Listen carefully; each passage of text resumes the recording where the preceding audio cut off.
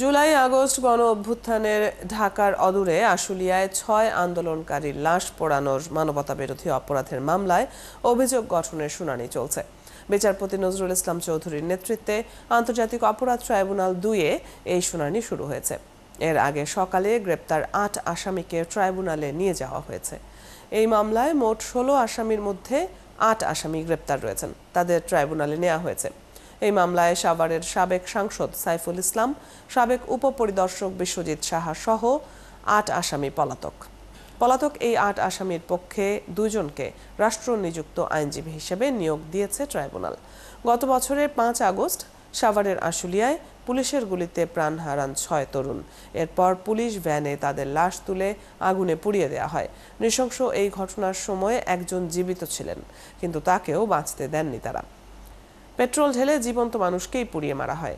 এই ঘটনায় ১১ সেপ্টেম্বর মানবতা বিরোধী অপরাধের অভিযোগ এনে আন্তর্জাতিক অপরাধ ট্রাইব্যুনালে মামলা করা হয়।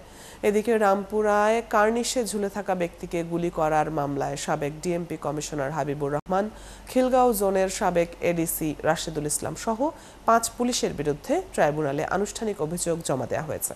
আশুলিয়ায় ৬ আন্দোলনকারী লাশ পোড়ানোর মানবতাবিরোধী অপরাধের মামলায় অভিযোগ গঠনের শুনানির তথ্য সংগ্রহ করছেন সহকর্মী সৈকত সাদিক। আদালত পাড়া থেকে যুক্ত হচ্ছেন আমাদের সাথে। সৈকত, শুনানির সবশেষ কি খবর আছে আপনার কাছে, এবং আর কোনো মামলার কার্যক্রম কি রয়েছে কিনা? অদিতি, কিছুক্ষণ আগে, হয়তো 1 মিনিটের আগে কিন্তু আশুলিয়ার যে লাশ পোড়ানোর মামলাটির শুনানি ট্রাইব্যুনাল, দ্বিতীয় ট্রাইব্যুনালে চলছিল, বিচারপতি নজরুল ইসলাম চৌধুরীর নেতৃত্বাধীন ট্রাইব্যুনালে।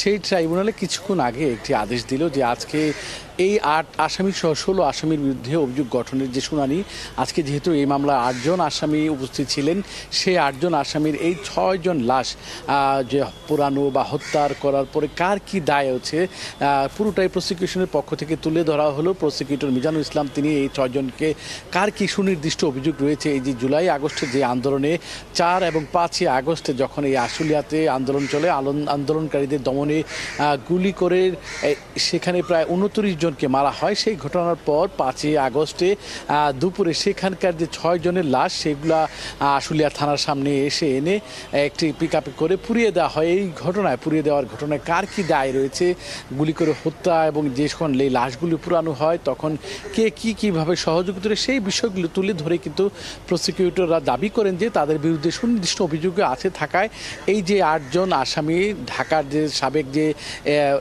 এসি ছিলেন আব্দুল হাইল কাফি, সাভার সার্কেলের যে এসপি ছিলেন শাহিদুল ইসলাম, ডিবির পরিদর্শক আরাফত হোসেন, এসআই মালেক, এসআই মুকুল চুকদার সহ যে ৮ জন আসামি, তাদের প্রত্যেকটি অভিযোগ তুলে ধরে তাদের বিরুদ্ধে অভিযোগ গঠনের জন্য আবেদন করলেন। এবং প্রসিকিউশনের পক্ষ থেকে আবেদনের প্রেক্ষিতেই বিচারপতি নজরুল ইসলাম চৌধুরী পরবর্তী একটি দিন ধার্য করলেন, সেটা হচ্ছে আগামী 13ই আগস্ট। ওই দিন যে আসামি পক্ষের যে আইনজীবী, তারা এই আজকে যে রাষ্ট্রপক্ষের আইনজীবীরা অব্যাহতি অভিযোগ গঠনের আবেদন করলেন, সেই অভিযোগ থেকে অব্যাহতির আবেদন করবেন বা তারা তাদের পক্ষে থেকে যুক্তি তুলে ধরবেন বা শুনানি করবেন, সেই বিষয়ে আগামী 13ই আগস্ট শুনানি হবে।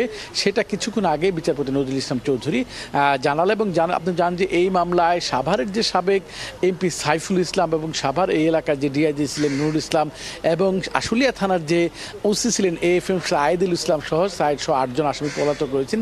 সব আসামির বিরুদ্ধে আগামী 13ই আগস্ট পরবর্তী শুনানি হবে। আপনি আদালত পাড়ার খবরাখবর রাখছেন এবং সবশেষ খবরগুলো আপনার মাধ্যমে জেনে নিচ্ছিলাম। ধন্যবাদ যুক্ত হবার জন্য।